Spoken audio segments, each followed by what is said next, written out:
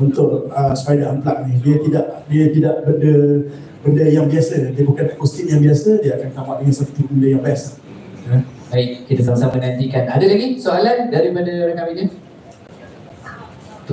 Kejap. Okey, Assalamualaikum. Saya Raja Yusuf Arifin, panggung kita. Saya ada pernah dengar seorang penyanyi terkenal, tak sebut nama lah. Dia kata dia takut sangat kalau nak nyanyi unplug lah, sebab suara jelas dengar, kalau salah ke semua kan. Kalau tak sedap ke, memang kedengaran lebih lah kan. Tapi penyanyi ni sedap tu, dia orang terkenal lah. Macam mana pendapat Spider tentang ni lah? Adakah rasa macam itu, ada tak rasa macam tu juga? Sama, saya pun feel macam penyanyi tu juga. Mungkin abang boleh bagi tahu nama? Tak payah. Okay. Jadi macam saya cakap, unplug ni bukanlah kita suka-suka, just satu part of kita cabar diri kita juga untuk satu sesi yang lain lah kan. Dia agak mencabar because macam abang cakap tadi, bila dia dah unplug, dia tone down sikit, semua benda kelihatan jelas kan. Jadi itulah cabaran yang kita kena hadap lah. Jadi dan juga muzik yang sepatutnya dengan gitar, dengan solo-solo tu akan ditransform jadikan ke gitar, ke instrumen yang akustik. Itu pun satu juga cabaran. Jadi itu yang membuatkan satu cabaran yang memujakan kita orang lah. So kita ambil cabaran itu buat pun satu. Okey, baik. Kaca? Assalamualaikum. Nak tanya, konsert ni berapa durasinya dan berapa lagu, dan ada tak macam Spider akan surprisekan ada artis sebutan ke, nak selit-selit? Tak tahu juga, benda ni masih lagi kita ada masa lagi untuk kita fikirkan apa lagi yang untuk kita spice up the concert tu. Jadi kita ada macam-macam lah, macam Abang Fendi tadi cakap kan, bila dia unplug ni ada beberapa idea yang macam kita nak buat. Kita tak ada lagu tu, kita tak ada dalam lagu straight. Mungkin kita buat, mungkin kita selitkan bentuk joget ke, kita buat inangkan sikit ke, ataupun tengoklah apa jadi. Dan kalau ada artis pula, kita tak tahu lagi siapa yang agak sesuai ke apa ke. Tak tahu lagi, kita tak dapat lagi, ilham tak sampai.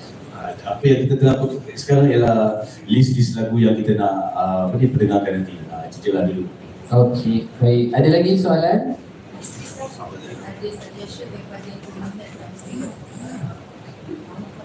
Okay, list dia. Macam yang tadi saya cakap, mungkin ada lagu-lagu yang kita tak pernah perform dan kita akan perform untuk pertama kalinya di masa tu. Dan of course lagu-lagu yang fans yang ialah request, kita kena consider juga.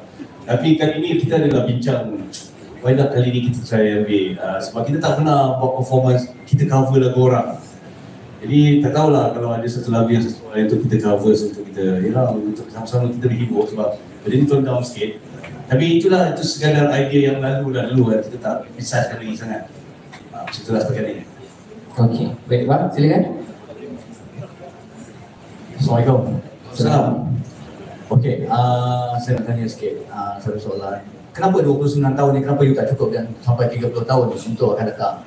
Kenapa 29 tahun ni special for you? Sepatutnya biasanya kalau artis ni dia nak buat performance, show ke mana-mana, dia akan ambil nombor 30 tahun, 25 tahun. Tapi you angkat 29 tahun. You mention 29 tahun. Kenapa you tak cukupkan 30 tahun lepas you buat satu yang grand? Kita menuju ke sana lah. Jadi kita angkat dulu. Mana tahu 30 tahun kita buat orkestral Spider ke, simfoni ke, kita tak tahu. Banyak benda kita boleh buat. Tahun 2026 lah tu nanti bang Genap 30 tahun insyaAllah. Ada lagi soalan daripada rakan media?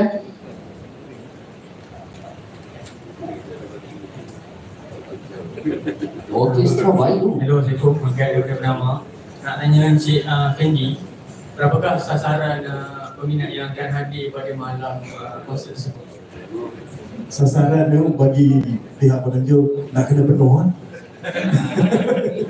Nak kena penuh lah, semua yang datang harap dapat hibahkan ramai-ramai, bagi kena penuh lah. Tapi kapasiti di Megastar akan berada sekitar dalam 4,500 sebab kita ada kategori berdiri dan juga kita ada kategori duduk. So untuk